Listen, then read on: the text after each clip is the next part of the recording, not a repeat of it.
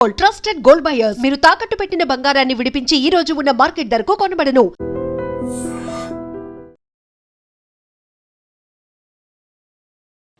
COVID-19 ఈ మాట వింటేనే మళ్ళా వారం 10 రోజుల నుంచి కూడా భయపడిపోయే పరిస్థితి వచ్చింది. యాక్చువల్లీ వారం కేసుల సంఖ్య విపరీతంగా పెరిగిపోతుంది. అట్లాగే కేంద్ర సర్కార్ కూడా అన్ని రాష్ట్ర ప్రభుత్వాలకి ఒక ఆదేశం అయితే జారీ చేసింది. మీరు అలర్ట్గా ఉండాలి, అట్లాగే హాస్పిటల్స్ని కూడా ప్రిపేర్ చేసుకొని ఉండండి. ఎందుకంటే ఇది డిఫరెంట్ వేరియంట్, అంత డేంజర్ కాకపోయినా సరే మరణాల సంఖ్య కొంత తక్కువ ఉండొచ్చు, కానీ స్ప్రెడింగ్ చాలా ఎక్కువగా ఉంటుంది. సో అప్రమత్తంగా ఉండాల్సిందే. అప్రమత్తతే శ్రీరామ రక్ష అనేటువంటి మాట చెప్పింది. అన్నీ కూడా ప్రభుత్వాలకి ఒక ఆదేశం అయితే జారీ చేసింది.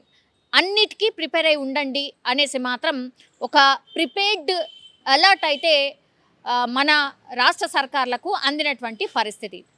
ఇప్పుడు దేశవ్యాప్తంగా మొన్నటి వరకు ఓవరాల్గా చూస్తే 257 కేసులు మాత్రమే ఉండే 2-3 రోజుల క్రితం. ఇప్పుడు మీరు చూడండి, భారీ వర్షాలు పడుతున్నాయి.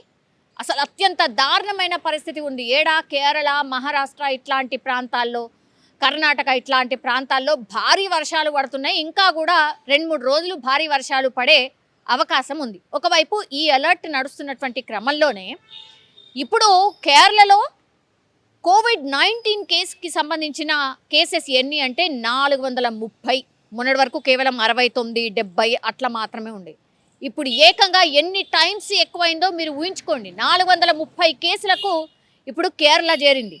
అట్లాగే మహారాష్ట్రలో 209, ఢిల్లీలో 104, గుజరాత్లో 83, తమిళనాడులో 69, కర్ణాటకలో 47, ఉత్తరప్రదేశ్లో 15, పశ్చిమ బెంగాల్లో 11 యాక్టివ్ కేసులు ఉన్నట్టు కేంద్ర సర్కార్ అధికారికంగా చెప్పినటువంటి లెక్క.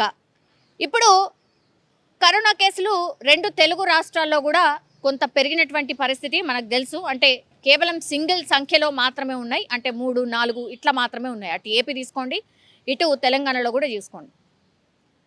మరణాలు ఇప్పటి వరకు రిపోర్ట్ అయిన ఎంత అంటే 7 మాత్రమే కరోనా సోకి చనిపోయినట్టు కేంద్ర సర్కార్ అయితే అనౌన్స్ చేసినటువంటి పరిస్థితి కనిపిస్తోంది. అయితే ఇప్పుడు కరోనా వల్లనే చనిపోయినరా? ఇప్పుడు 7 ఎవరైతే చనిపోయినరో కరోనా వల్లే చనిపోయినరా, లేకపోతే ఇంకేమైనా కారణాలు ఉన్నాయా అనేది కూడా వాళ్ళ మీద ఇన్వెస్టిగేషన్ అయితే నడుస్తున్నటువంటి పరిస్థితి. ఇప్పుడు అతిపెద్ద చర్చ ఏంటంటే మన దేశంలో కేసులు పెరుగుతున్నాయి, కానీ మరణాల సంఖ్య చాలా చాలా తక్కువగా ఉంది. అది ఒకటి పక్కన పెడితే, ఇప్పుడు అమెరికాలో గత వారం రోజుల క్రిందట కోవిడ్ కేసుల సంఖ్య పెరగడమే కాకుండా మరణాల సంఖ్య చాలా ఎక్కువగా ఉంది. వారంలో అమెరికాలో చనిపోయిన వాళ్ళ సంఖ్య ఎంత అంటే 350. సరే, గతంలో కరోనా సోకినప్పుడు యాక్చువల్లీ దీనికంటే చాలా ఎక్కువ ఉండే, మరణాల సంఖ్య చాలా చాలా ఎక్కువ ఉండే. కానీ ఇప్పుడు తక్కువ ఉన్నప్పటికీ వారం రోజుల్లో అమెరికాలో కోవిడ్ సోకి చనిపోయిన వాళ్ళ సంఖ్య 350. అంటే వాళ్ళ జనాభాని తీసుకుంటే నిజంగా చాలా ఎక్కువ. మన జనాభా 140 కోట్లు, అందులో కేవలం 7 మాత్రమే చనిపోయినారు. కానీ వేరాజ్ అమెరికా కేవలం 10 కోట్లు వేసుకోండి వాళ్ళ జనాభా, చనిపోయిన వాళ్ళ సంఖ్య కేవలం వారం రోజుల్లో 350 మంది. ఇది ఇప్పుడు ఈ మహమ్మారి మళ్ళీ వచ్చిందా? అమెరికా మీద పంజా విసురుతోందా? అమెరికా మళ్ళీ కోవిడ్-19 డిజాస్టర్ని చూడబోతోందా? బికాస్ వారం రోజుల్లో 350 అంటే ఇంకో వారంలో మరి అది రెట్టింపు అవుతుంది అని అంచనా వేస్తున్నారు అక్కడ ఉన్నటువంటి ఆరోగ్య శాఖ. ఇది అఫీషియల్గా వాళ్ళే చెప్పినటువంటి లెక్క.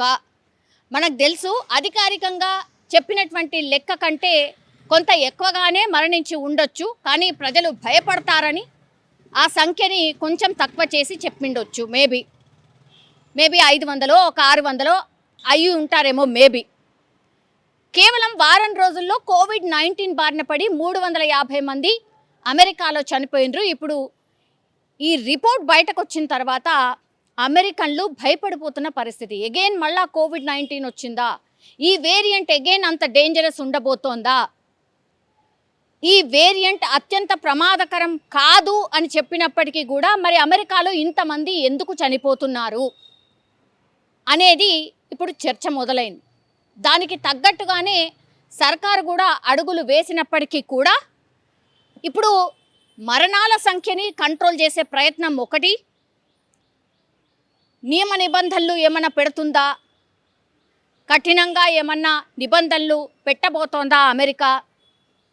కొన్ని ప్లేసెస్లో లాక్డౌన్ పెట్టినట్టుగా కూడా వార్తలు వస్తున్నాయి. అధికారికంగా ఎట్లాంటి ఇన్ఫర్మేషన్ లేకపోయినా మేబీ పెట్టే ఛాన్స్ ఏమైనా ఉందా, ఈ సంఖ్యని కంట్రోల్ చేయడానికి లాక్డౌన్ ఒక్కటే పరిష్కారమా అనే దిశగా అక్కడ ఉన్నటువంటి సర్కార్, ట్రంప్ సర్కార్ ఆలోచిస్తున్నట్టుగా కూడా కొన్ని వార్తలు వస్తున్నాయి. ఆ దిశగా మరి తీసుకుంటుందా అమెరికా స్టెప్ అనేది చూడాల్సిందే. ఒకటి అట్లాంటి ప్రయత్నం చేసినట్టుగా కూడా ఏడైతే వార్తలు అయితే వస్తలేవు, కానీ బట్ ఈ మహమ్మారి మాత్రం అమెరికాని భయపెడుతోంది అని మాత్రం స్పష్టంగా అర్థమవుతోంది.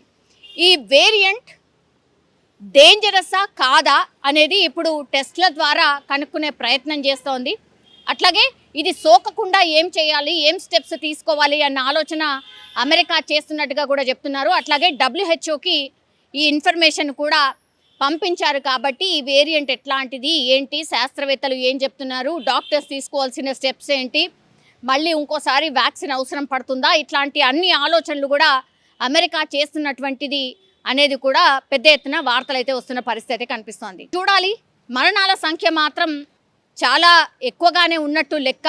350 మంది వారం రోజుల్లో చనిపోయారంటే మరి అమెరికా నిజంగానే ఏం స్టెప్ తీసుకుంటుంది, లేకపోతే ప్రజలకు ఏమైనా జాగ్రత్తలు చెప్పబోతోందా, ఏమైనా నిబంధనలు పెట్టబోతోందా అనేది పెద్ద ఎత్తున అయితే చర్చ అయితే నడుస్తోంది.